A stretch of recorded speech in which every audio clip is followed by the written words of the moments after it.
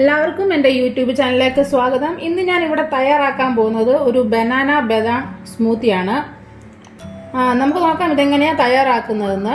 അതിലേക്ക് ആവശ്യമായത് ഞാനിവിടെ ഒരു കൈ ബദാം എടുത്ത് വെച്ചിട്ടുണ്ട്. അത് വെള്ളത്തിലിട്ട് ഒരു 2 മണിക്കൂർ കുതിർത്ത ശേഷം അതിൻ്റെ തൊലിയെല്ലാം കളഞ്ഞ് എടുത്ത് വെച്ചിരിക്കുന്നതാണ്.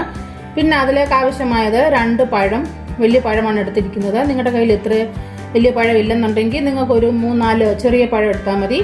പിന്നെ അതിലേക്ക് ആവശ്യമായത് കുറച്ച് പഞ്ചസാര, ഒരു 4 സ്പൂൺ പഞ്ചസാര വേണം.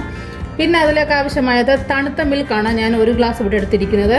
പിന്നെ വനീല എസൻസ് എടുത്തിട്ടുണ്ട്. പിന്നെ അതിലേക്ക് വേണ്ടത് ഐസ് ക്യൂബ്. ഇത്രയും കൊണ്ട് ഞാനിങ്ങനെ ഒരു സ്മൂത്തി ഉണ്ടാക്കാൻ പോവാണ്. നമുക്ക് നോക്കാം ഇതെങ്ങനെയാണ് തയ്യാറാക്കുന്നത്.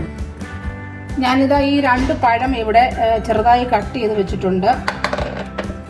ഞാനിപ്പം ഈ സ്മൂത്തി ഒന്ന് ഉണ്ടാക്കാൻ പോവാണ്. അതിനായിട്ട് ഞാൻ ഈ ബദാം ഇതിലേക്ക് ഇട്ട് കൊടുത്തു. എന്നിട്ട് ഈ പഴം എല്ലാം ഇതിൻ്റെ അകത്ത് ഇട്ട് കൊടുത്തു.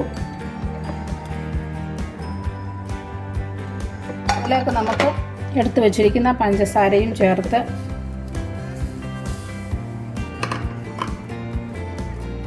പിന്നെ നമ്മളെടുത്ത് വെച്ചിരിക്കുന്ന എസൻസും വനിലയുടെ അതും കൂടെ ചേർത്ത് ഒന്ന് നമുക്ക് അടിച്ചെടുക്കാം. ഞാനിതൊന്ന് അടിച്ചെടുക്കുകയാണ്.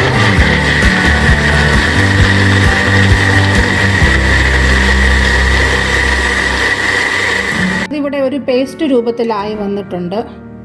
നമുക്കിനി കുറച്ച് പാൽ ഇതിലേക്ക് കുറച്ചൊഴിച്ചു കൊടുക്കാം. എന്നിട്ട് 2 ഐസ് ക്യൂബും കൂടി ഇട്ട് കൊടുത്തിട്ട് ഇതൊന്നും കൂടി നമുക്ക് അടിച്ചെടുക്കാം. അങ്ങനെ നമ്മുടെ നല്ല ഹെൽത്തിയും സ്വാദിഷ്ടവുമായ അടിപൊളി ബനാന ബദാം സ്മൂത്തി ഇവിടെ റെഡി ആയിട്ടുണ്ട്.